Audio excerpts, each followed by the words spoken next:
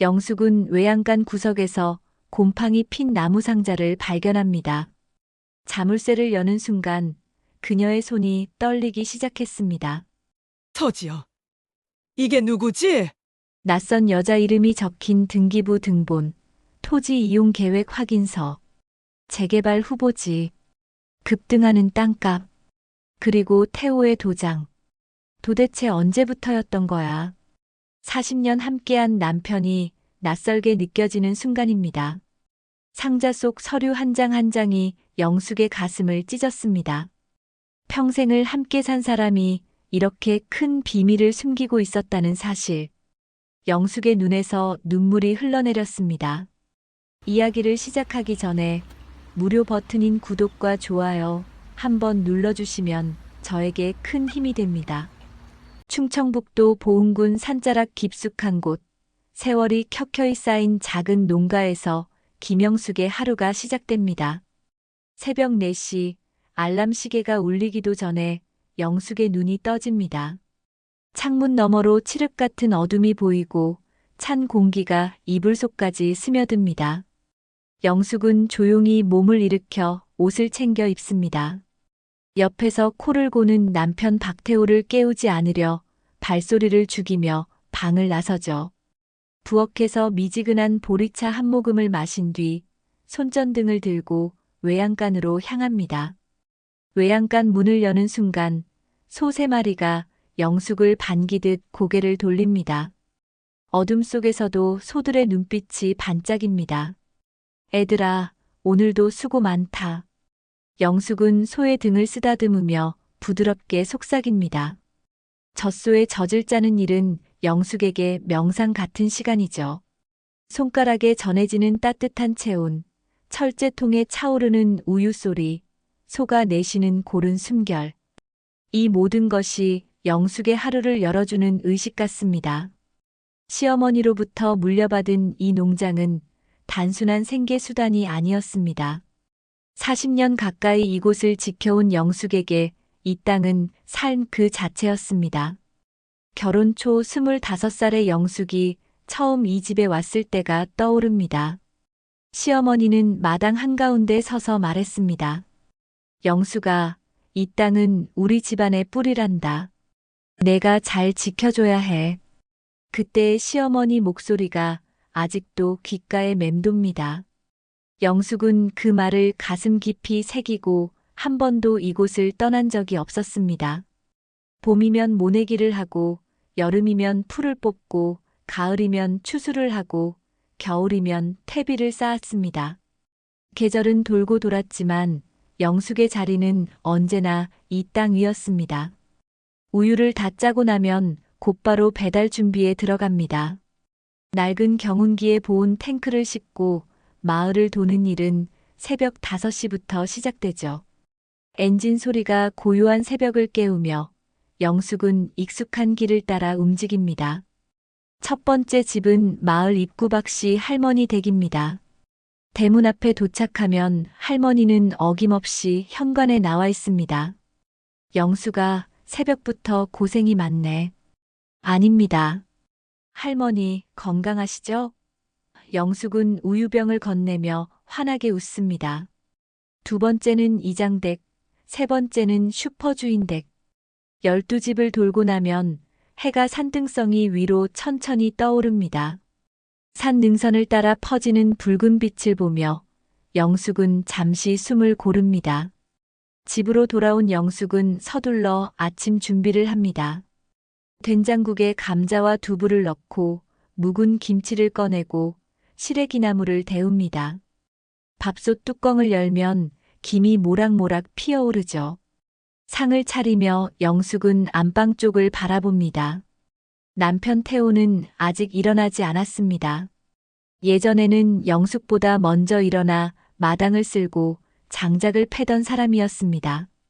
전국 고속도로를 누비며 대형 트럭을 몰던 태호는 가족의 자랑이었죠. 우리 아빠는 힘도 세고 운전도 잘해. 아들 지훈이 초등학교 다닐 때 친구들에게 자랑하던 모습이 선합니다. 태호는 밤새 운전을 하고 돌아와도 피곤한 기색 없이 지훈을 어깨에 태워주곤 했습니다. 하지만 세월은 모든 것을 바꿔놓았습니다. 5년 전부터 태호의 허리가 나빠지기 시작했습니다. 처음엔 가벼운 통증이었지만 점점 심해져 결국 트럭을 내려놓아야 했죠. 병원에서는 디스크 진단을 내렸지만 수술비가 수천만 원이라는 말에 태호는 고개를 저었습니다. 참고 살면 돼. 그 돈으로 뭘 하겠어. 영숙은 몇 번이나 설득했지만 태호의 고집을 꺾을 수 없었습니다. 일을 내려놓은 태호는 점점 말수가 줄어들었습니다. 그리고 저녁이면 어김없이 마을 슈퍼 앞 평상으로 향했습니다. 술잔이 태호의 유일한 위안이 된 것 같았습니다. 아침 8시가 넘어서야 태호가 식탁에 앉습니다. 밥 드세요. 영숙은 국그릇을 건네며 조심스럽게 말을 겁니다. 어제 허리는 좀 나았어요? 태호는 숟가락만 듭니다. 대답이 없습니다. 영숙은 더 이상 묻지 않습니다. 식탁 위로 된장국 김이 피어오르지만 대화는 그 김처럼 금방 흩어져 버립니다. 밭에 감자 캐야 하는데 오늘 좀 도와주실 수 있으세요? 영숙의 목소리에는 기대보다 체념이 묻어 있습니다. 나중에 보자. 태호의 대답은 언제나 똑같습니다. 밥만 먹으면 되지. 태호의 입버릇이 또다시 식탁 위를 무겁게 짓누릅니다. 영숙은 웃는 얼굴을 유지하지만 가슴 한구석에서 비감이 천천히 올라옵니다. 오래 눌러온 감정이 등줄기를 타고 퍼지지만 영숙은 그것을 애써 삼킵니다. 식사를 마친 태호는 마루에 앉아 텔레비전을 켭니다. 영숙은 설거지를 하며 창밖을 바라봅니다. 밭에는 잡초가 무성하게 자라고 있고 울타리는 여기저기 기울어져 있습니다. 혼자서 감당하기엔 일이 너무 많습니다. 하지만 누구에게 하소연할 수도 없습니다. 아들 지우는 대전에서 삼겹살집을 운영하다가 작년에 문을 닫았습니다. 가게 보증금과 운영비로 빚만 잔뜩 지고 연락은 점점 뜸해졌죠. 며느리 혜진은 아이 양육비 문제로 시댁과 사이가 멀어졌습니다. 손주 얼굴을 본 지도 벌써 1년이 넘었습니다. 엄마, 죄송해요. 요즘 너무 바빠서 내려가기가 힘들어요. 지훈의 목소리에는 미안함과 피로가 가득했습니다. 영숙은 더 이상 재촉하지 않았습니다. 자식이 힘들다는데 부모가 무슨 말을 하겠습니까? 점심 무렵 영숙은 밭으로 나갑니다. 감자밭에 무릎을 꿇고 호미로 흙을 파냅니다. 땀이 등을 타고 흐르고 무릎에는 흙이 묻지만 손은 멈추지 않습니다. 감자 하나하나를 캐낼 때마다 시어머니의 목소리가 들리는 듯합니다. 영숙아, 땅은 거짓말을 안 해.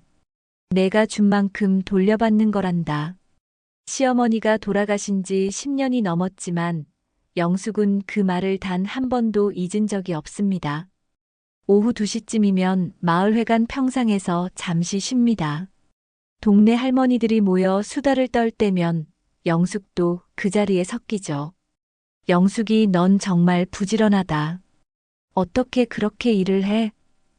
그냥 몸이 움직이는 대로 살고 있어요. 별거 아니에요. 저녁이 되면 태호는 마을 슈퍼 앞 평상으로 향합니다. 한 잔만 하고 올게. 약속은 늘 지켜지지 않습니다. 밤 10시가 넘어서야 비틀거리며 집에 돌아오죠. 영숙은 현관에서 태호를 부축합니다. 조심하세요. 넘어지겠어요. 됐어. 혼자 갈 수 있어. 태호는 영숙의 손을 뿌리치지만 결국 침대에 쓰러집니다. 영숙은 이불을 덮어주고 방문을 조용히 닫습니다. 혼자 남은 부엌에서 영숙은 식탁에 앉아 차가운 보리차 한 잔을 마십니다. 창밖으로 산 능선이 어둠 속에 잠겨 있습니다. 영숙의 눈가에는 깊은 피로가 서려 있지만 눈물은 흐르지 않습니다. 시계는 자정을 가리키고 영숙은 천천히 자리에서 일어나 방으로 들어갑니다. 내일도 새벽 4시면 다시 외양간에 나가야 합니다. 삶은 반복되고 고요 속의 균열은 조용히 커져가고 있었습니다. 그날도 평범한 아침이었습니다. 영숙은 새벽 우유 배달을 마치고 돌아와 아침상을 차렸죠. 그런데 식탁에 앉은 태호의 표정이 조금 달랐습니다. 영숙아. 태호가 먼저 말을 꺼낸 것도 오랜만이었습니다. 서울에 일 좀 보고 올게. 영숙은 국그릇을 들다 말고 태호를 바라봤습니다. 무슨 일인데요? 옛날 트럭 동료 만나서 일거리 알아보려고. 며칠 걸릴 거야. 태호는 밥을 후루룩 먹고 일어났습니다. 낡은 소형 가방을 들고 현관을 나서는 태호의 뒷모습이 어딘지 서둘러 보였습니다. 사흘이 지났습니다. 태호에게서 연락이 없었습니다. 영숙은 휴대전화를 들어 전화를 걸었지만 벨소리만 울릴 뿐 받지 않았습니다. 바쁜가 보다. 영숙은 스스로를 다독였습니다. 하지만 사흘이 일주일로 늘어나자 불안감이 커지기 시작했습니다. 영숙은 아들 지훈에게 전화를 걸었습니다. 지훈아, 아버지 연락 받았니? 아니요, 엄마. 왜요? 서울 가신다고 하셨는데 연락이 안 돼서. 엄마, 걱정 마세요. 아빠 원래 그러잖아요. 지훈의 목소리는 무심했습니다. 영숙은 더 이상 말하지 못하고 전화를 끊었습니다. 마을에 소문이 돌기 시작한 건 열흘째 되던 날이었습니다. 영쇼리 우유 배달을 하러 나갔을 때 슈퍼주인 아주머니가 말했습니다. 영수가 태호 씨 서울 갔다며? 네, 일 보러 갔어요. 근데 말이야, 우리 조카가 장터에서 태호 씨 봤다는데 젊은 여자랑 같이 있더래. 영숙의 손이 굳었습니다. 뭐라고요? 아, 내가 괜히 말했나. 그냥 지나가는 얘기야. 아주머니는 손사래를 쳤지만 영숙의 귓가에는 그 말만 맴돌았습니다. 젊은 여자. 같이. 장터에서. 집으로 돌아온 영숙은 마음을 진정시키려 애썼습니다. 설마 그럴 리 없어. 하지만 불안은 점점 커져갔습니다. 태호의 전화는 여전히 받지 않았고 문자도 읽지 않았습니다. 영숙은 무언가라도 해야 할 것 같았습니다. 외양간 청소를 하기로 했습니다. 손을 움직이면 마음이 좀 나아질 것 같았죠. 외양간 구석에는 오래된 잡동사니가 쌓여 있었습니다. 영숙은 낡은 농기구, 빈 상자들을 하나씩 치우기 시작했습니다. 구석진 곳에서 곰팡이 핀 나무 상자가 눈에 들어왔습니다. 먼지를 털어내니 자물쇠가 달려 있었지만 이미 녹슬어 쉽게 열렸습니다. 뚜껑을 여는 순간 영숙의 심장이 쿵 하고 내려앉았습니다. 상자 안에는 서류가 가지런히 정리되어 있었습니다. 등기부 등본, 토지 이용 계획 확인서, 인감증명서 사본. 영숙은 떨리는 손으로 서류를 꺼냈습니다. 등기부 등본을 펼쳤을 때 가장 먼저 눈에 들어온 건 소유자 이름이었습니다. 서지연. 영숙은 그 이름을 소리내어 읽었습니다. 서지연. 낯선 이름이었습니다. 나이는 45. 주소는 서울시 강남구. 영숙의 손이 떨리기 시작했습니다. 토지 이용 계획 확인서를 보니 재개발 후보지라는 표시가 되어 있었습니다. 주소를 확인하니 인근 읍내 상가 지역이었습니다. 영숙은 그곳이 최근 개발 소식으로 시끌벅적했던 곳임을 알고 있었습니다. 땅값이 몇 배로 뛰었다는 소문도 들었죠. 하지만 그게 영숙과 무슨 상관이 있단 말입니까? 다음 서류를 펼쳤을 때 영숙의 온몸이 얼어붙었습니다. 공동명의 항목에 태호의 도장이 찍힌 복사본이 끼워져 있었습니다. 태호의 서명도 보였습니다. 영숙은 그 서류를 몇 번이나 다시 읽었습니다. 읽을수록 현실이 더 선명해졌습니다. 태호가 이 서지연이란 사람과 함께 땅을 샀다는 뜻이었습니다. 언제부터였을까? 얼마짜리였을까? 왜 영숙에게 말하지 않았을까? 영숙은 주저앉아 서류를 펼쳐놓고 한 장씩 다시 살폈습니다. 계약 날짜는 3년 전이었습니다. 3년. 그 긴 시간 동안 태호는 영숙에게 단 한 번도 이야기하지 않았습니다. 영숙은 그 3년 동안 무엇을 했을까 생각해 봤습니다. 새벽에 일어나 우유를 짜고 밭을 돌보고 집안일을 하고 태호의 끼니를 챙겼습니다. 그 모든 날들이 스쳐 지나갔습니다. 영숙의 눈시울이 뜨거워졌습니다. 도대체 언제부터였던 거야? 영숙의 목소리가 외양간 안을 맴돌았습니다. 슈퍼 아주머니의 말이 다시 떠올랐습니다. 젊은 여자. 서지연. 영숙은 손바닥으로 얼굴을 감쌌습니다. 모든 퍼즐 조각이 맞춰지는 것 같았습니다. 태호의 갑작스러운 서울행, 연락 두절, 그리고 이 서류들. 영숙은 바닥에 주저앉아 한참을 그대로 있었습니다. 소들이 외양간 안에서 움직이는 소리가 들렸습니다. 영숙은 천천히 고개를 들었습니다. 창문 너머로 저녁 해가 지고 있었습니다. 영숙은 서류를 다시 상자에 넣었습니다. 하지만 등기부 등본 한 장만은 따로 꺼내 품에 넣었습니다. 이제 어떻게 해야 하지? 영숙은 외양간을 나와 집으로 향했습니다. 저녁을 준비해야 했지만 손이 움직이지 않았습니다. 식탁에 앉은 영숙은 휴대전화를 다시 꺼냈습니다. 태호에게 전화를 걸었습니다. 여전히 받지 않았습니다. 영숙은 문자를 보냈습니다. 당신 저한테 할 말 있는 거 아니에요? 답장은 오지 않았습니다. 영숙은 휴대전화를 식탁 위에 내려놓고 창밖을 바라봤습니다. 어둠이 빠르게 내려앉고 있었습니다. 평생을 함께한 사람이라고 믿었던 남편. 그 사람이 낯설게 느껴지기 시작했습니다. 밤이 깊어갔지만 영숙은 잠을 이루지 못했습니다. 머릿속에서는 온갖 생각이 뒤엉켰습니다. 서지연은 누구일까? 태호와 무슨 관계일까? 그 땅은 어떻게 된 걸까? 영숙은 이불을 뒤집어 쓰고 눈을 감았습니다.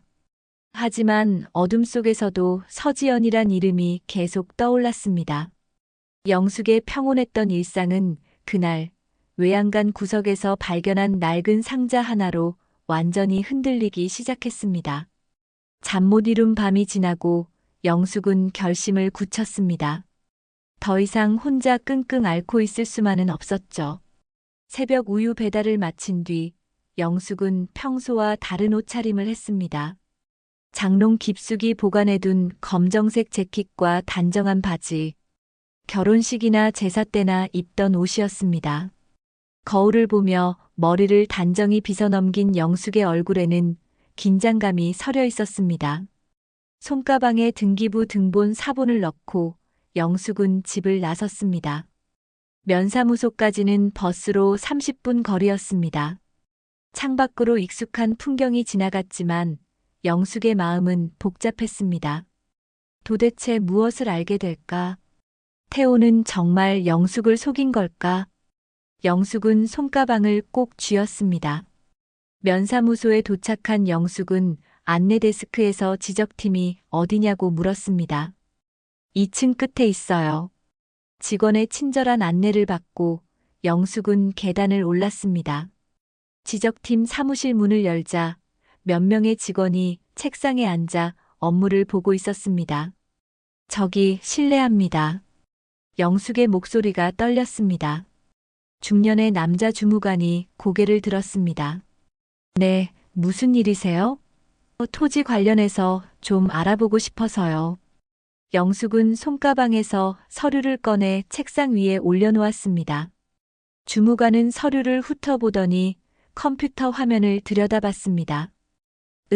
이 주소요? 주무관이 물었습니다. 네, 이 땅이 어떤 상태인지 알고 싶어요. 주무관은 몇 차례 키보드를 두드리더니 말했습니다.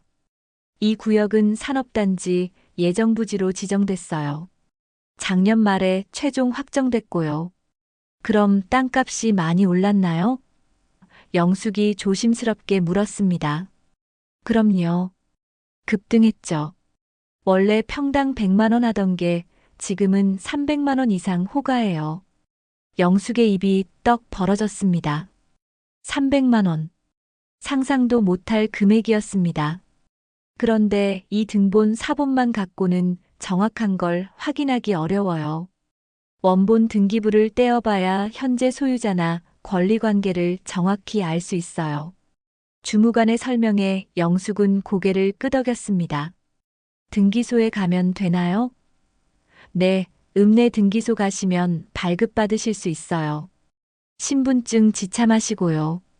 영숙은 주무관에게 인사를 하고 사무실을 나왔습니다. 머릿속이 복잡했습니다. 산업단지, 300만 원, 급등, 그 단어들이 맴돌았습니다. 면사무소를 나선 영숙은 버스 정류장으로 향했습니다. 하지만 집으로 돌아가는 발걸음이 무거웠습니다. 마음속에는 불안과 분노가 뒤섞여 있었습니다. 버스에 몸을 싣고 창밖을 바라보는데 눈물이 핑 돌았습니다. 왜 나한테 말하지 않았을까? 영숙은 손수건을 꺼내 눈가를 닦았습니다. 옆자리 할머니가 걱정스러운 눈빛으로 쳐다봤지만 영숙은 괜찮다는 듯 고개를 저었습니다. 집에 도착한 영숙은 외양간 쪽으로 걸어갔습니다. 소들에게 여물을 주려던 참이었습니다. 그런데 외양간 앞에 낯선 차가 멈춰 있었습니다. 검정색 대형 승용차. 번호판을 보니 서울 차량이었습니다. 영숙의 가슴이 두근거리기 시작했습니다. 차 문이 열리고 한 여자가 내렸습니다. 도시적인 차림이었습니다. 깔끔한 베이지색 코트에 하이힐을 신고 명품 가방을 든 여자. 나이는 40대 중반쯤으로 보였습니다. 영숙은 본능적으로 알았습니다. 저 사람이 서지연이구나. 여자는 영숙을 보더니 환하게 웃으며 다가왔습니다. 어머님이시죠? 처음 뵙겠습니다. 저는 서지연이에요. 공손한 말투였지만 영숙의 귓가에는 차갑게 들렸습니다. 누구세요? 영숙은 일부러 모르는 척했습니다. 아, 태호 씨한테 못 들으셨나 보네요. 저는 태호 씨 사업 파트너예요. 미용실 프랜차이즈 운영하고 있고요. 서지연은 자신만만한 표정으로 명함을 꺼내 건넸습니다. 영숙은 명함을 받지 않았습니다. 서지연은 어색하게 웃으며 명함을 다시 가방에 넣었습니다. 저 실은 오늘 어머님께 부탁드릴 게 있어서 왔어요. 서지연이 말을 이었습니다. 이곳 창고요. 곧 철거 들어갈 거예요. 그래서 안에 있는 물건들 좀 정리해 주시면 감사하겠어요. 영숙의 눈빛이 날카로워졌습니다. 무슨 소리예요? 여기 우리 집 외양간인데요. 아, 그게요. 서지연은 휴대전화를 꺼내 화면을 영숙에게 보여줬습니다. 태호 씨가 저한테 문자로 확인해 주셨어요. 이 부지는 제가 새 주인이라고요. 영숙은 휴대전화 화면을 빤히 쳐다봤습니다. 태호의 이름으로 된 문자였습니다. 외양간 부지는 지연 씨 명의로 넘어간 거 맞습니다. 정리 부탁드립니다. 날짜는 일주일 전이었습니다. 영숙의 손이 부들부들 떨렸습니다. 이게 무슨 소리예요? 외양간이 왜 당신 명의로 넘어가요? 어머님, 저도 태호 씨한테 들었어요. 이 부지를 담보로 대출받으셔서 힘드시다고. 그래서 제가 인수한 거예요. 영숙의 머릿속이 하얗게 변했습니다. 대출? 담보? 영숙은 그런 얘기를 들은 적이 없었습니다. 거짓말 마세요. 우리 외양간을 왜 담보로 잡아요? 어머님, 서류 다 있어요. 원하시면 보여드릴 수도 있고요. 서지연은 여전히 차분한 목소리였습니다. 하지만 영숙의 가슴 속에서는 분노가 치솟아 올랐습니다. 여기는 내 살림이에요. 내 땀이 배어 있는 곳이고요. 영숙의 목소리가 떨렸습니다. 40년을 지켜온 곳인데 당신이 무슨 권리로 여길 가져가려는 거예요? 서지연의 표정이 굳어졌습니다. 어머님, 감정적으로 대하시면 안 돼요. 이건 법적인 문제예요. 서류상으로는 제가 정당한 소유자라고요. 정당한 소유자라고요? 영숙은 비웃음을 흘렸습니다. 내 남편이 멋대로 넘긴 게 정당하다고요? 분위기가 험악해졌습니다. 서지연은 한 발짝 물러서며 말했습니다. 어머님, 태호 씨랑 직접 상의하세요. 저는 그저 계약대로 진행하는 것뿐이에요. 계약이요? 나는 그런 계약 모르는데요. 영숙의 목소리가 높아졌습니다. 마침 외양간에서 일하던 이웃 할아버지가 소리를 듣고 고개를 내밀었습니다. 무슨 일이야? 아무것도 아닙니다. 서지연은 재빨리 차로 향했습니다. 어머님, 나중에 다시 연락드릴게요. 차가 떠나고 영숙은 그 자리에 우뚝 서 있었습니다. 온몸에 힘이 빠지는 것 같았습니다. 외양간 문을 바라보는 영숙의 눈에 눈물이 고였습니다. 평생을 지켜온 이곳, 소들과 함께한 이곳, 그 모든 것이 흔들리고 있었습니다. 영숙은 외양간 기둥에 기대어 천천히 주저앉았습니다. 도대체 어떻게 된 거야? 영숙의 목소리가 텅 빈 마당에 흩어졌습니다. 서지연이 떠난 뒤 소문은 빠르게 마을 전체로 퍼져나갔습니다.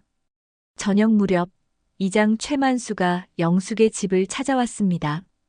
이른을 넘긴 최만수는 마을에서 30년 넘게 이장을 맡아온 사람이었습니다.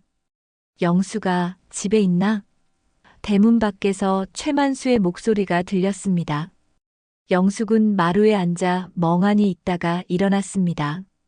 네, 이장님. 들어오세요. 최만수는 신발을 벗고 마루에 올라앉았습니다. 오늘 무슨 일이 있었다며? 영숙은 한숨을 쉬며 대답했습니다. 서울서 온 여자가 우리 외양간이 자기 거라고 하더라고요. 그래, 들었어. 마을. 사람들이 다 얘기하더라고. 최만수는 담뱃대를 꺼내 입에 물었습니다. 태호는 어디 있고? 연락이 안 돼요. 서울 간 뒤로 소식이 없어요. 영숙의 목소리에는 지침이 묻어났습니다. 최만수는 한참을 생각하다 말했습니다. 영숙아, 내가 중간에서 좀 정리해 줄게. 그 여자한테 연락해서 내일 마을회관으로 오라고 할 테니 너도 나와. 이장님, 그런데 이게 법적으로 어떻게 되는 건지 저도 잘 모르겠어요. 법대로 하면 되는 거지. 서류 있으면 서류대로, 없으면 또 그렇게 하는 거고. 최만수의 말투는 단호했습니다. 영숙은 고개를 끄덕였습니다. 감사합니다, 이장님. 다음 날 오전 마을회관에 사람들이 모였습니다. 영숙은 일찍부터 나와 있었습니다. 손에는 외양간에서 찾은 서류 사본을 들고 있었죠. 얼마 뒤 서지연의 차가 회관 앞에 멈춰섰습니다. 서지연은 검정 정장 차림에 서류 가방을 들고 내렸습니다. 회관 안으로 들어선 서지연은 자리에 앉으며 영숙을 쳐다봤습니다. 어머님, 어제는 실례했습니다. 최만수가 중간에 앉아 말했습니다. 자, 둘 다 진정하고 얘기해 봅시다. 지연 씨, 먼저 설명 좀 해보세요. 서지연은 서류 가방을 열었습니다. 공증사무소 확인서를 꺼내 탁자 위에 올려놓았습니다. 여기 보시면 알겠지만 저와 박태호 씨는 정식으로 공증받은 계약을 했습니다. 외양간 부지를 담보로 금전 대여를 했고요. 상환 불이행으로 소유권이 저에게 넘어온 겁니다. 영숙은 서류를 들여다봤습니다. 공증인의 도장이 선명하게 찍혀 있었습니다. 이게 언제 일이에요? 작년 3월입니다. 서지연이 대답했습니다. 작년 3월. 영숙은 그때를 떠올렸습니다. 태호가 허리 치료비가 필요하다며 며칠 서울 간다고 했던 때였습니다. 그때 이미 이런 계약을 했던 겁니다. 서지연은 또 다른 서류를 꺼냈습니다. 계약금 이체 내역입니다. 2천만 원을 박태호 씨 계좌로 보냈어요. 최만수가 서류를 받아 살폈습니다. 이체 기록이 확실하네. 영숙은 입술을 깨물었습니다. 2천만 원. 그 돈은 어디로 간 걸까요? 영숙은 그 돈을 본 적이 없었습니다. 영숙아, 너는 뭐 증빙할 거 있어? 최만수가 물었습니다. 영숙은 외양간에서 찾은 등기부 등본 사본을 내밀었습니다. 이것밖에 없어요. 최만수는 서류를 보더니 고개를 저었습니다. 이건 사본이잖아. 원본 등기부를 떼어봐야 해. 서지연이 여유롭게 말했습니다. 어머님, 제 말 듣기 싫으시겠지만 법적으로는 제가 우위에 있어요. 공증도 받았고 돈도 이체했고 계약서도 있으니까요. 영숙은 아무 말도 할 수 없었습니다. 맞설 증빙이 없었습니다. 최만수가 중재안을 내놓았습니다. 그럼 이렇게 하자. 태호가 돌아오면 셋이 다시 앉아서 정리하는 거야. 그때까지는 현상 유지하고. 이장님, 저는 빠른 진행을 원합니다. 서지연이 말했습니다. 개발 일정이 있어서요. 그래도 당사자가 있어야 얘기가 되지. 조금만 기다려봐. 회의는 그렇게 끝났습니다. 서지연은 자리에서 일어나며 명함을 탁자 위에 놓고 갔습니다. 연락 주세요. 영숙은 명함을 보지도 않았습니다. 최만수도 자리에서 일어났습니다. 영숙아, 태호한테 빨리 연락해봐. 이대로는 안 돼. 알겠습니다, 이장님. 영숙은 힘없이 대답했습니다. 혼자 남은 영숙은 회관 의자에 한참을 앉아 있었습니다. 무력감이 온몸을 짓눌렀습니다. 저녁 무렵 영숙은 외양간으로 갔습니다. 소들에게 여물을 주고 우유를 짜고 청소를 했습니다. 일을 하면서도 머릿속은 복잡했습니다. 일을 마친 영숙은 외양간 전구를 켜고 낡은 나무 상자를 다시 꺼냈습니다. 혹시 다른 서류가 더 있을까 싶어서였습니다. 상자 속 서류를 하나하나 다시 살폈습니다. 등기부 등본, 토지계획서, 인감증명서. 이미 본 것들이었습니다. 영숙은 상자를 들어 흔들어 봤습니다. 뭔가 무게감이 이상했습니다. 바닥이 너무 두꺼운 것 같았습니다. 영숙은 손전등을 비추며 상자 바닥을 자세히 살폈습니다. 이음매 부분이 비정상적으로 튀어나와 있었습니다. 이게 뭐지? 영숙은 농기구함에서 펜치를 가져왔습니다. 바닥 모서리에 박힌 못을 하나씩 빼기 시작했습니다. 녹슨 못이 삐걱거리며 빠졌습니다.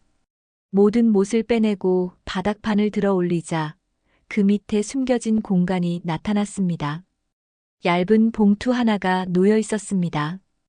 영숙의 심장이 빠르게 뛰기 시작했습니다.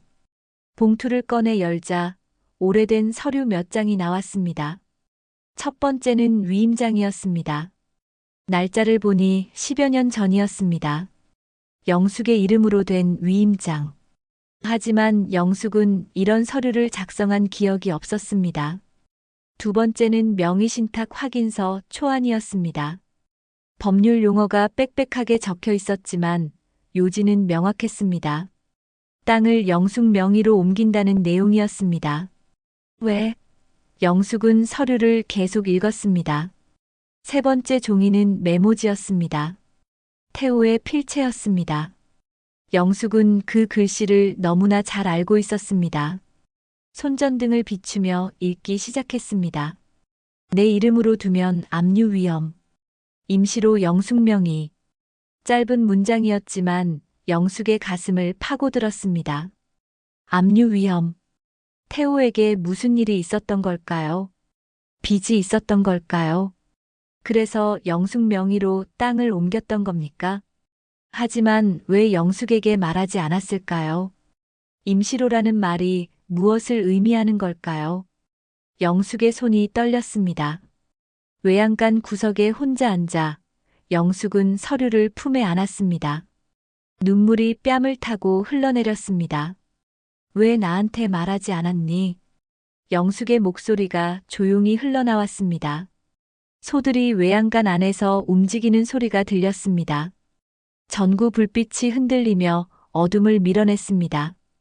영숙은 한참을 그렇게 앉아 있었습니다. 평생을 함께한 남편. 하지만 영숙은 태호에 대해 얼마나 알고 있었을까요? 서류를 다시 봉투에 넣으며 영숙은 결심했습니다. 진실을 알아내야 했습니다. 며칠이 더 지났습니다. 영숙은 매일 태호에게 전화를 걸었지만 여전히 받지 않았습니다. 불안과 분노 사이에서 영숙은 밤잠을 설쳤습니다.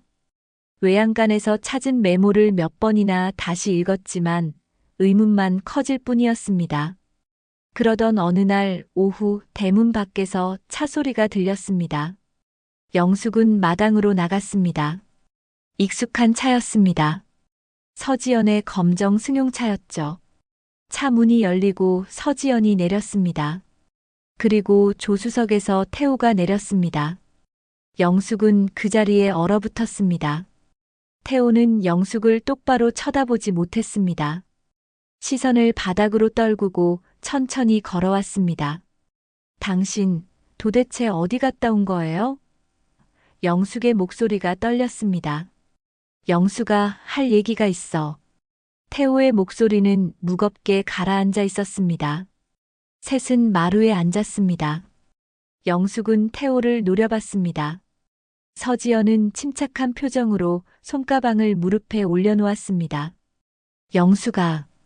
태호가 먼저 입을 열었습니다. 이제 그만 체념해. 체념이요? 무슨 소리예요? 영숙의 목소리가 높아졌습니다. 나 지연이랑 새로 시작할 거야. 태호의 말에 영숙은 귀를 의심했습니다. 뭐라고요? 미안해. 하지만 이미 결정한 일이야. 영숙의 눈앞이 캄캄해졌습니다. 새로 시작한다고요? 40년을 함께한 부부가 그렇게 쉽게 끝낼 수 있는 건가요? 당신 정신이 있는 거예요? 영숙의 목소리에 분노가 섞였습니다. 태호는 고개를 들지 못했습니다. 서지연이 대신 말했습니다. 어머님, 태호 씨는 새로운 인생을 원하세요. 저도 태호 씨를 도와줄 생각이고요. 도와준다고요? 영숙은 비웃음을 흘렸습니다. 내 남편을 빼앗아가면서 무슨 도움이에요? 태호가 주머니에서 서류 봉투를 꺼냈습니다. 영숙아, 이거 받아. 봉투 안에는 계산서가 들어 있었습니다. 재개발 예상 보상금 내역이었습니다. 태호는 말을 이었습니다. 이 보상금으로 빚을 청산하고 나머지는 노후 자금으로 쓸 거야. 빚이요? 무슨 빚이에요? 영숙은 처음 듣는 얘기였습니다. 지훈이 사업빚. 내가 보증을 섰었어. 그게 2천만 원이 넘어. 영숙의 입이 떡 벌어졌습니다. 지훈의 빚.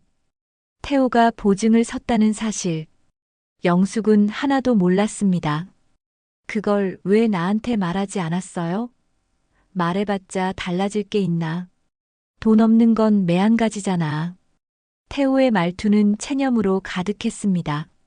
그래서 외양간까지 담보로 잡은 거예요? 어쩔 수 없었어. 압류당하면 다 날아가는 거였어. 태호는 변명처럼 말했습니다. 영숙은 외양간에서 찾은 메모가 떠올랐습니다. 압류 위험. 그게 이런 뜻이었습니다. 그럼 나는 어떻게 되는 거예요? 영숙이 물었습니다. 태호는 다시 봉투를 꺼냈습니다. 내 몫이야. 살림 건사한 대가로 이 정도면 되겠지. 봉투를 열자 현금이 들어 있었습니다. 영숙은 돈을 세어보지도 않았습니다. 얼마가 됐든 중요하지 않았습니다. 40년을 함께 살았는데 내 몫이 이것뿐이에요? 영숙의 목소리가 갈라졌습니다. 미안해. 하지만 이게 최선이야. 서지연이 부드럽게 끼어들었습니다. 어머님, 감정적으로 받아들이지 마세요. 태호 씨도 고민 많이 하셨어요. 감정적이라고요? 영숙은 서지연을 똑바로 쳐다봤습니다. 당신이 내 입장이라면 어떻게 하겠어요? 서지연은 대답하지 않았습니다. 대신 휴대전화를 꺼내 화면을 보며 말했습니다. 어머님, 등기만 넘기시면 잔금 바로 드릴게요. 그 말에 영숙은 모든 것을 깨달았습니다. 돈. 결국 돈 때문이었습니다. 영숙은 자리에서 일어났습니다. 나 더 이상 얘기 못하겠어요. 영숙아, 진정해. 태호가 말했지만 영숙은 돌아보지 않았습니다. 방으로 들어가 문을 닫았습니다. 마루에 남은 태호와 서지연의 목소리가 희미하게 들렸습니다. 시간 좀 주죠. 서지연의 목소리였습니다. 미안해. 태호의 목소리는 힘이 없었습니다. 잠시 후 차 소리가 들렸고 다시 고요해졌습니다. 방 안에서 영숙은 이불을 뒤집어 쓰고 눈물을 쏟아냈습니다. 평생이 무너지는 소리가 들렸습니다. 40년의 결혼 생활, 외양간을 지켜온 세월, 가족을 위해 살아온 날들. 그 모든 것이 한순간에 의미를 잃는 것 같았습니다. 영숙은 베개에 얼굴을 묻고 흐느꼈습니다. 한참을 울고 나서야 영숙은 몸을 일으켰습니다. 창밖으로 저녁 해가 지고 있었습니다. 다음 날 마을회관에서 모임이 있었습니다. 영숙은 가지 않으려 했지만 이장 최만수가 직접 찾아왔습니다. 영숙아, 중요한 안건이니까 나와야 해. 무슨 안건인데요? 외양간 관련 얘기야. 개발건도 있고. 최만수의 말에 영숙은 불안감을 느꼈습니다. 알겠습니다. 나갈게요. 회관에는 마을 사람 20명 정도가 모여 있었습니다. 최만수가 앞에 서서 말했습니다. 오늘은 외양간 부지 철거건으로 모였습니다. 개발업체에서 연락이 왔는데 공사 시작하려면 주변 동의가 필요하답니다. 영숙의 가슴이 철렁 내려앉았습니다. 최만수는 서류 뭉치를 꺼냈습니다. 외양간 철거 동의서입니다. 주변 주민 동의가 있으면 절차가 빨라진다네요. 마을 사람들이 웅성거렸습니다. 그럼 우리도 보상받나? 개발되면 땅값 오르겠네. 최만수는 동의서를 돌렸습니다. 찬성하시는 분은 도장 찍어주세요. 영숙은 자리에서 벌떡 일어났습니다. 이장님, 이건 말이 안 됩니다. 제 동의도 없이 철거를 하겠다는 거예요? 영숙아, 이건 마을 발전을 위한 일이야. 개인 감정으로 막을 순 없어. 최만수의 목소리는 단호했습니다. 동의서가 돌기 시작했습니다. 1명, 2명, 3명. 마을 사람들이 도장을 찍었습니다. 영숙은 그 모습을 멍하니 바라봤습니다. 평소 영숙에게 친절하던 사람들이었습니다. 우유를 받아가며 인사하던 사람들이었습니다. 하지만 지금은 아무도 영숙 편을 들지 않았습니다. 동의서는 계속 돌아갔습니다. 10명을 넘어섰습니다. 영숙은 무력감에 휩싸였습니다. 이장님, 영숙이 떨리는 목소리로 말했습니다. 제발 좀 기다려주세요. 제가 알아볼 시간을 주세요. 영숙아, 개발은 이미 확정됐어. 시간 문제일 뿐이야. 최만수는 단호했습니다. 마을 사람 15명이 도장을 찍었습니다. 영숙은 그 소리를 하나하나 들었습니다. 평생의 생활 기반이 무너지는 소리였습니다. 회관을 나서며 영숙은 다리에 힘이 풀려 비틀거렸습니다. 모든 것이 끝난 것 같았습니다. 그날 밤 영숙은 잠을 이루지 못했습니다. 천장을 바라보며 수없이 뒤척였습니다. 마을 사람들이 도장을 찍던 소리가 귓가에 맴돌았습니다. 태호의 차가운 말투도 서지연의 여유로운 표정도 떠올랐습니다. 이대로 포기해야 하나? 영숙의 입술에서 작은 속삭임이 흘러나왔습니다. 하지만 곧 다른 생각이 밀려왔습니다. 시어머니의 목소리였습니다. 영숙아, 이 땅은 우리 집안의 뿌리란다. 영숙은 눈을 감았습니다. 포기할 수 없었습니다. 새벽 4시 영숙은 벌떡 일어났습니다. 평소처럼 외양간으로 가는 대신 옷장을 열었습니다. 가장 단정한 옷을 꺼내 입었습니다.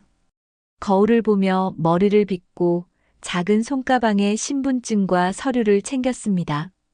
부엌에서 보리차 한 모금을 마시고 영숙은 집을 나섰습니다. 대문을 잠그며 영숙은 다짐했습니다.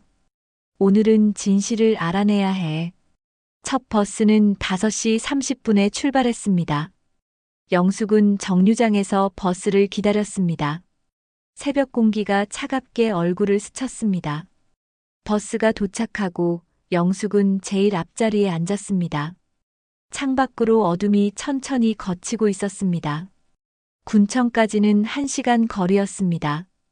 영숙은 손가방을 꼭 쥐고 창밖을 바라봤습니다. 긴장과 불안이 교차했지만 발걸음을 멈출 수는 없었습니다. 군청에 도착한 건 6시 반이었습니다. 아직 문이 열리지 않았습니다. 영숙은 근처 벤치에 앉아 기다렸습니다. 하나둘 출근하는 공무원들이 보였습니다. 9시가 되자 군청 정문이 열렸습니다. 영숙은 안내 데스크로 향했습니다. 등기소가 어디에 있나요? 3층입니다. 직원의 안내를 받고 영숙은 계단을 올랐습니다. 심장이 빠르게 뛰었습니다. 등기소 창고에는 한 명의 직원이 앉아 있었습니다. 중년 여성이었습니다. 무엇을 도와드릴까요? 등기부 등본을 떼고 싶어요. 영숙은 떨리는 손으로 신분증과 주소를 적은 메모를 건넸습니다.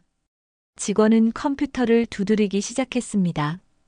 영숙은 숨을 죽이고 기다렸습니다. 시간이 유난히 느리게 흘렀습니다. 이상하네요. 직원이 중얼거렸습니다. 뭐가요? 영숙이 다급하게 물었습니다. 이부지 말인데요. 현재 소유자가 김영숙 님이세요. 네, 저요? 영숙은 귀를 의심했습니다. 네, 등기부상으로는 김영숙 님 단독 소유로 되어 있어요. 직원은 화면을 돌려 영숙에게 보여줬습니다. 영숙의 이름이 선명하게 적혀 있었습니다. 하지만 이게 무슨 뜻이에요? 다른 사람 명의로 넘어갔다고 들었는데요. 직원은 좀 더 자세히 조회했습니다. 아, 여기 기록이 있네요. 근저당 설정 시도 기록이 있고요. 소유권 이전 접수 흔적도 있어요. 하지만 미완료 상태예요. 미완료요? 네, 이전 절차를 시작했는데 완료되지 않았다는 뜻이에요. 본인 신분 확인 요건을 충족하지 못해서 보류된 것 같아요. 영숙의 머릿속이 빠르게 돌아가기 시작했습니다. 태호가 영숙 몰래 명의를 이전하려 했지만 실패했다는 뜻이었습니다. 그럼 지금도 제 명의인 거죠?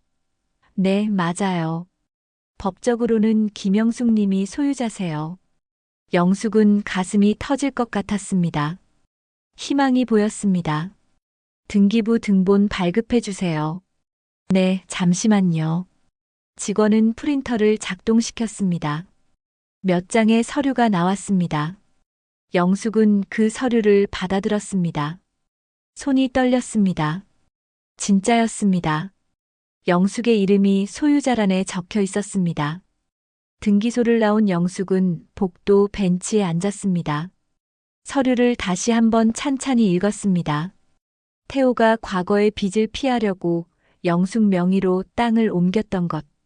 그리고 최근에 서지연과 함께 이전을 시도했지만 영숙의 직접적인 동의와 신분 확인이 없어서 막혔던 것.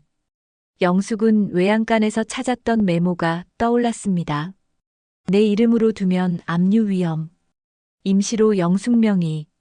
임시라고 했지만 결국 법적으로는 영숙의 것이었습니다. 이제 어떻게 해야 하지? 영숙은 복도를 걸으며 생각했습니다. 등기는 자신의 명의지만 서지연과 태호는 포기하지 않을 것 같았습니다.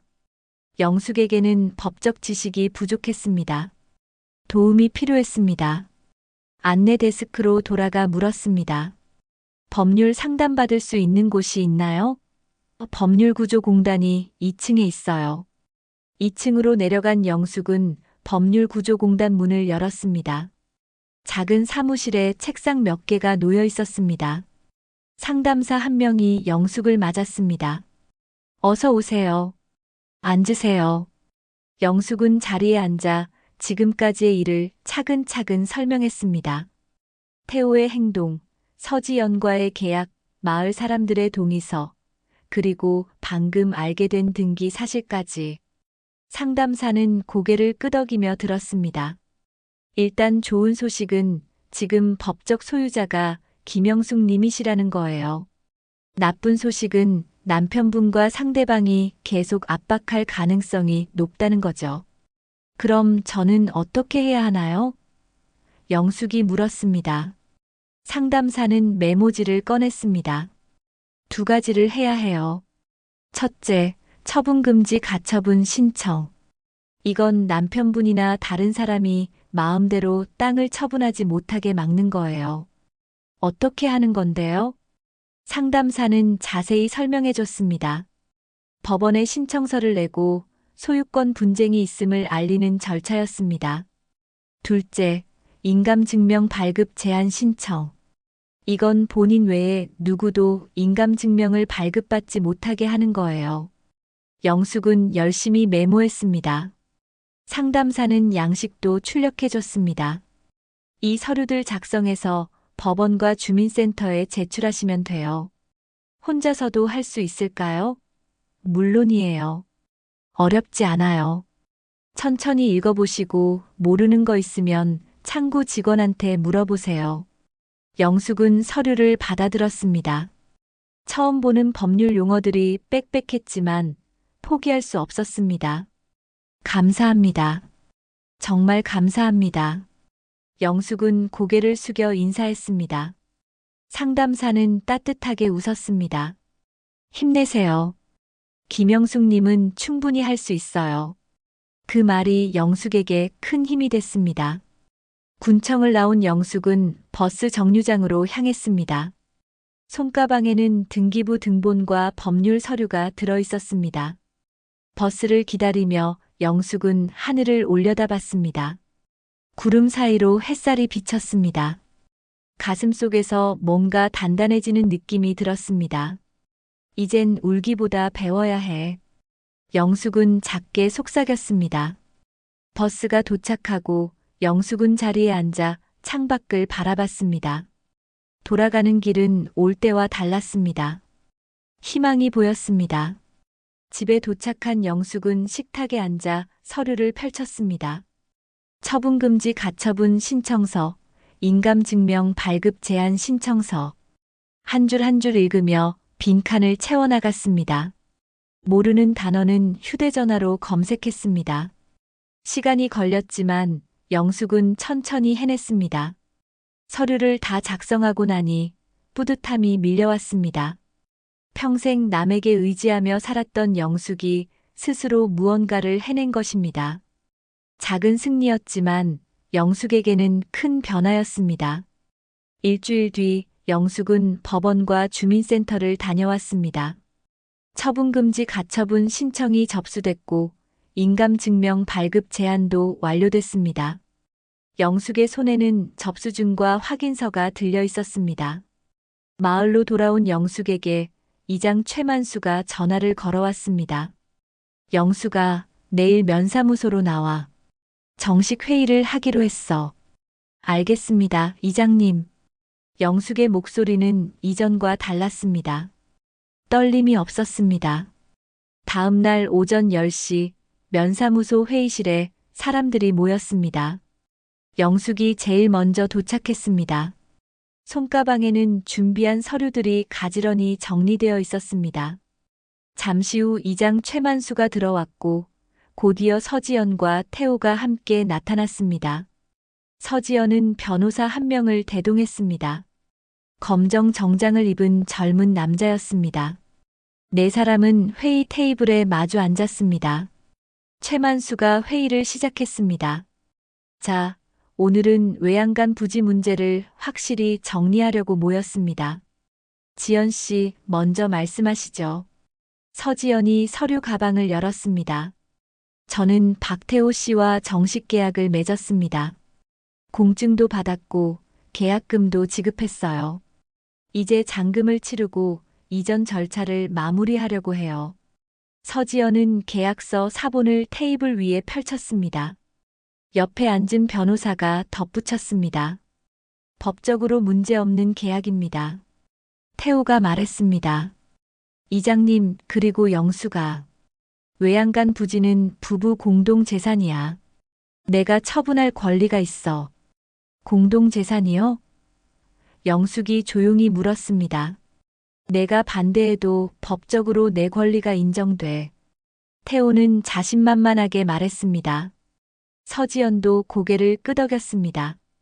어머님 계속 버티시면 법정까지 가야 해요. 그럼 더 힘들어지실 텐데요. 영숙은 한참 침묵했습니다. 회의실 안이 조용해졌습니다. 최만수가 영숙을 쳐다봤습니다. 영숙아, 너는 어떻게 생각해?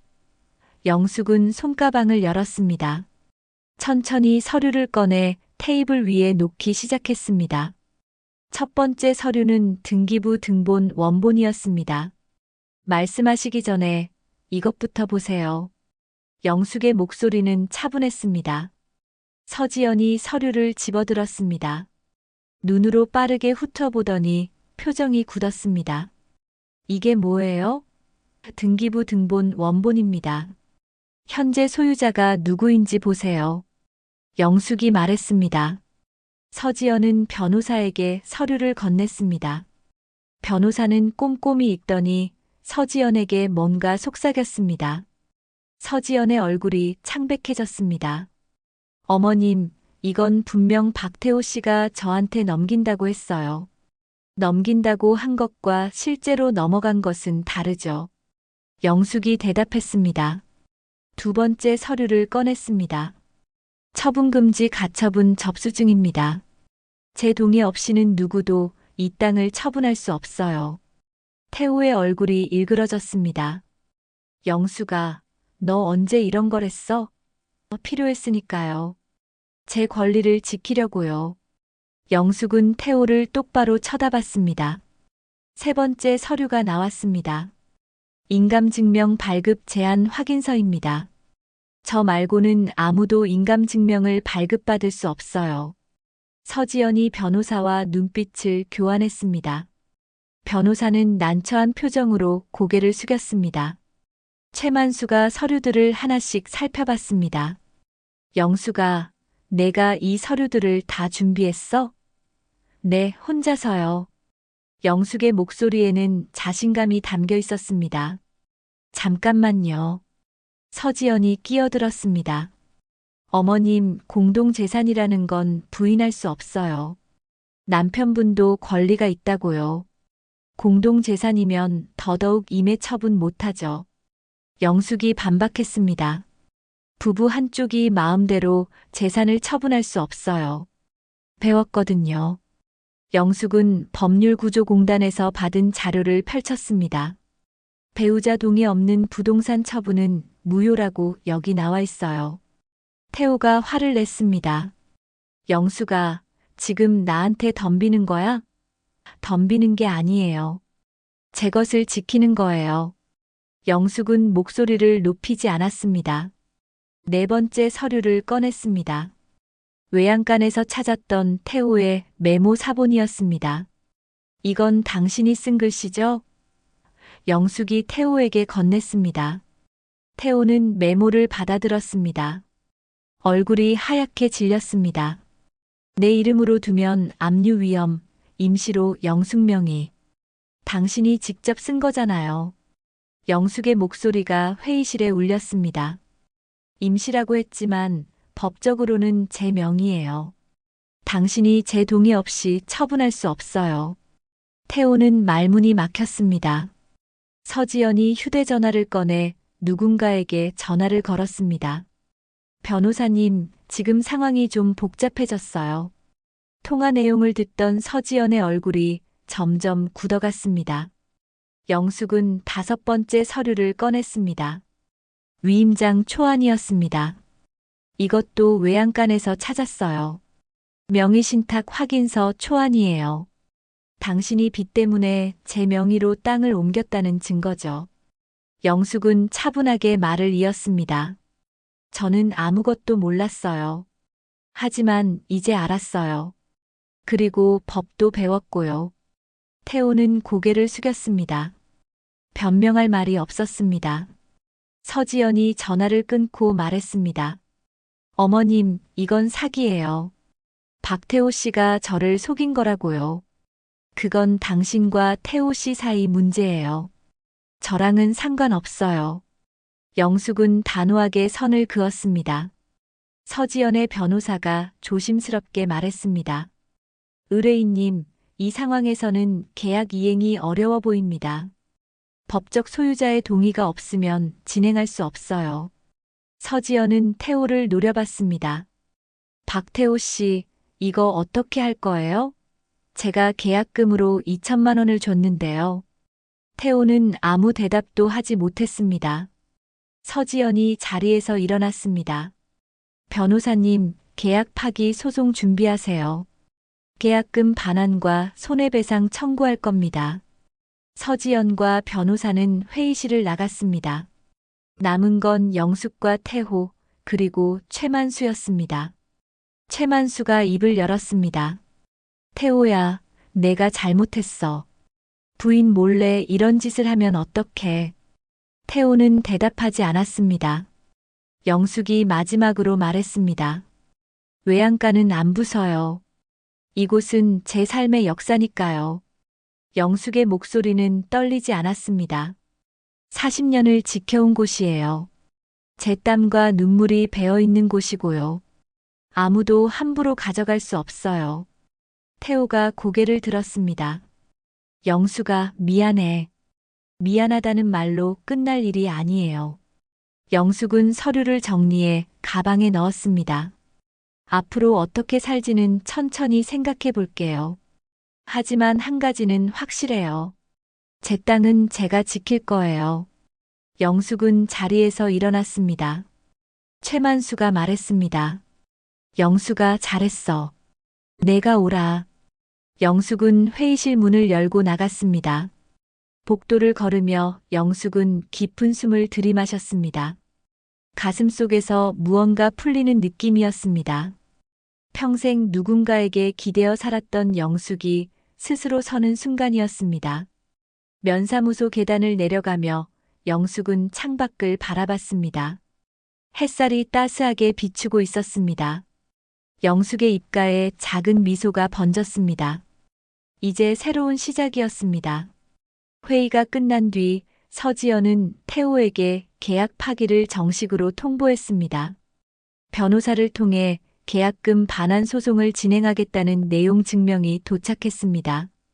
태호는 마을에서 점점 고립되어 갔습니다. 슈퍼 앞 평상에 나가도 아무도 태호 옆에 앉지 않았습니다.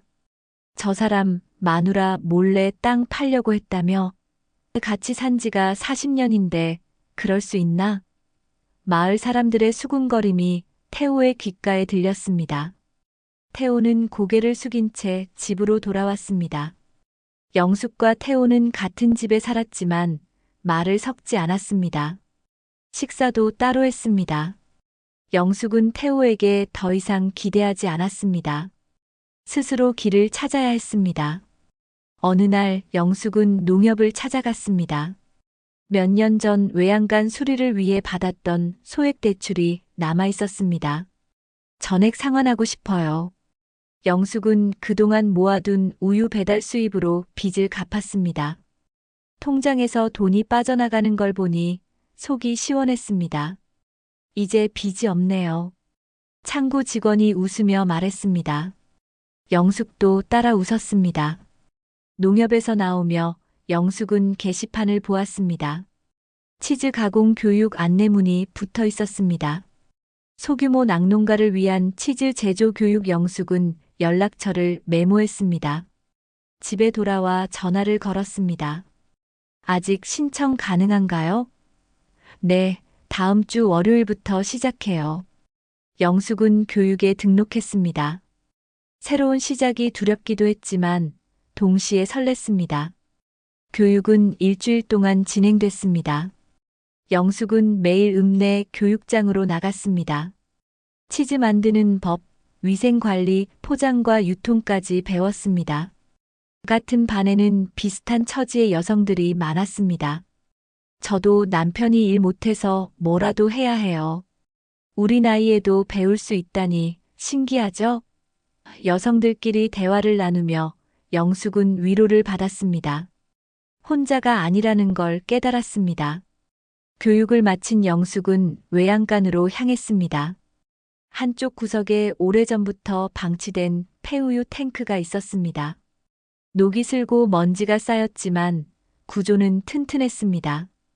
이걸 고쳐서 쓸 수 있겠네. 영숙은 마을 철물점 주인에게 부탁했습니다. 이 탱크 좀 손볼 수 있을까요? 오, 이거 괜찮은데? 청소하고 소독하면 쓸만하겠어. 철물점 주인이 며칠에 걸쳐 탱크를 수리해줬습니다. 영숙은 본격적으로 치즈 만들기를 시작했습니다. 새벽에 짠 신선한 우유로 작은 치즈를 만들었습니다. 처음엔 실패도 많았습니다. 너무 딱딱하거나 맛이 이상하거나 모양이 제대로 안 나왔습니다. 하지만 영숙은 포기하지 않았습니다. 교육 자료를 다시 읽고 온도와 시간을 조절하며 계속 시도했습니다. 한 달쯤 지나자 제법 괜찮은 치즈가 나왔습니다. 마을 사람들에게 시식을 나눠줬습니다. 영수가 이거 맛있는데? 어디서 팔아? 반응이 좋았습니다. 영숙은 용기를 내서 인근 로컬 푸드 매장을 찾아갔습니다. 제가 만든 치즈인데요. 납품할 수 있을까요? 매장 담당자는 시식을 해보더니 고개를 끄덕였습니다. 신선하고 맛도 괜찮네요. 일주일에 한 번씩 납품해보세요. 영숙의 첫 계약이었습니다. 계약서에 서명하며 영숙의 손이 떨렸습니다. 기쁨의 떨림이었습니다. 치즈 사업이 조금씩 자리를 잡자 영숙은 새로운 아이디어를 냈습니다. 교육에서 만났던 여성들에게 연락했습니다. 우리 함께 협동조합 만들어 보는 게 어때요? 협동조합이요? 네, 함께 치즈 만들고 같이 판매하는 거예요. 혼자보다 힘이 세니까요. 여성 5명이 모였습니다. 회관에서 모임을 갖고 조합 이름을 정했습니다. 산들유. 산들산들 부는 바람처럼 젖소의 유유처럼. 영숙이 제안한 이름이었습니다. 협동조합은 천천히 성장했습니다. 매장이 하나 더 늘었고 주문도 늘어났습니다. 영숙은 조합원들과 정기적으로 만나며 경험을 나눴습니다. 우리 나이에도 할 수 있어요. 영숙의 말에 조합원들이 웃었습니다. 영숙 언니 덕분이에요. 아니에요. 우리 다 같이 한 거죠. 영숙은 겸손하게 대답했습니다. 하지만 마음속으로는 뿌듯했습니다. 어느 날 마을 이장 최만수가 영숙을 찾아왔습니다. 영숙아, 부탁 하나만 들어줘. 뭔데요, 이장님? 회관에서 마을 사람들한테 교육 좀 해줘. 문서 관리나 상속 같은 거 말이야. 내가 경험이 있잖아. 영숙은 고민했습니다. 사람들 앞에서 말하는 게 익숙하지 않았습니다. 하지만 자신의 경험이 누군가에게 도움이 될 수 있다면 해볼 만했습니다. 해볼게요. 다음 주 회관에서 첫 교육이 열렸습니다. 마을 주민 15명이 모였습니다. 영숙은 떨리는 마음으로 앞에 섰습니다. 안녕하세요. 오늘은 제 경험을 나누려고 해요. 영숙은 자신이 겪었던 일을 솔직하게 얘기했습니다. 등기부 등본 확인하는 법, 인감증명 관리하는 법, 가처분 신청하는 법. 사람들은 진지하게 들었습니다. 저도 등기부 한번 떼어봐야겠네요. 인감증명을 함부로 맡기면 안 되겠어요. 교육이 끝나고 여러 사람이 영숙에게 감사 인사를 했습니다. 그렇게 계절이 바뀌었습니다. 가을이 깊어지던 어느 저녁, 영숙은 외양간으로 나갔습니다. 소들에게 여물을 주고 우유를 짰습니다. 일을 마치고 외양간 기둥에 기대어 섰습니다. 나무 기둥은 세월의 흔적이 가득했습니다. 손으로 기둥을 쓰다듬으며 영숙은 중얼거렸습니다. 이제야 내 이름으로 서 있구나. 40년을 지켜온 이곳, 빼앗길 뻔했던 이곳, 이제는 진짜 영숙의 것이었습니다. 법적으로도 마음으로도. 외양간을 나와 집으로 들어가는데 휴대전화가 울렸습니다. 화면을 보니 아들 지훈이었습니다. 영숙은 전화를 받았습니다. 엄마. 오랜만에 듣는 아들의 목소리였습니다. 지훈아. 엄마, 소식 들었어요. 많이 힘드셨죠? 이제는 괜찮아. 영숙의 목소리는 평온했습니다. 엄마, 이번 주말에 내려갈게요. 혜진이랑 아이도 데리고요. 영숙의 가슴이 뛰었습니다. 정말? 네. 엄마 너무 오래 뵙지 못했어요. 이번엔 내가 내려갈게요. 전화를 끊고 영숙은 마당에 서서 하늘을 올려다봤습니다. 별들이 총총히 빛나고 있었습니다. 눈가에 눈물이 맺혔지만 슬픔의 눈물은 아니었습니다. 영숙의 목끝이 따뜻해졌습니다. 평생 누군가를 돌보기만 했던 영숙. 이제는 누군가가 영숙을 돌아보고 있었습니다. 아들이 찾아오겠다는 말, 손주를 볼 수 있다는 기대, 그 모든 것이 영숙에게 힘이 됐습니다. 영숙은 집 안으로 들어가 냉장고를 열었습니다. 내일 만들 치즈 재료를 확인했습니다.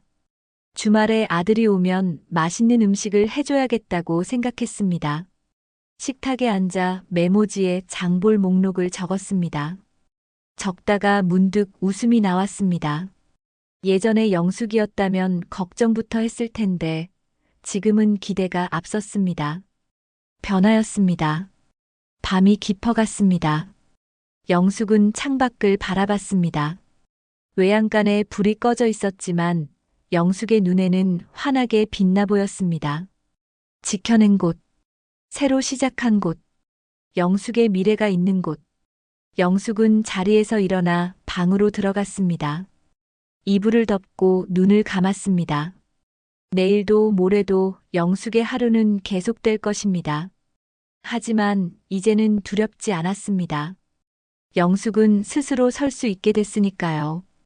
고요한 밤 영숙의 얼굴에 평화로운 미소가 번졌습니다. 오늘 이야기 어떠셨나요? 60대 김영숙은 40년간 농장을 지키며 평범한 삶을 살았습니다. 하지만 남편 태호가 젊은 여자 서지연과 외양간 부지를 몰래 거래하려 한다는 사실을 알게 되죠. 배신감에 무너질 뻔한 영숙은 포기하지 않았습니다. 외양간에서 발견한 서류로 진실을 파헤치고 법률구조공단을 찾아가 혼자 힘으로 처분금지 가처분과 인감증명 제안을 신청합니다. 회의실에서 당당히 자신의 권리를 주장한 영숙은 결국 땅을 지켜냅니다. 그리고 치즈 사업을 시작하며 협동조합 산드류를 만들고 마을 사람들에게 법률 교육까지 하게 됩니다. 나이는 숫자일 뿐입니다. 배우고 싶다면, 지키고 싶다면 언제든 시작할 수 있습니다. 평생 누군가에게 기댔던 사람도 스스로 설 수 있습니다. 포기하지 않는 용기가 인생을 바꿉니다. 이 이야기가 마음에 와닿으셨다면 구독과 좋아요 부탁드립니다. 여러분의 응원이 더 좋은 이야기를 만드는 힘이 됩니다. 감사합니다.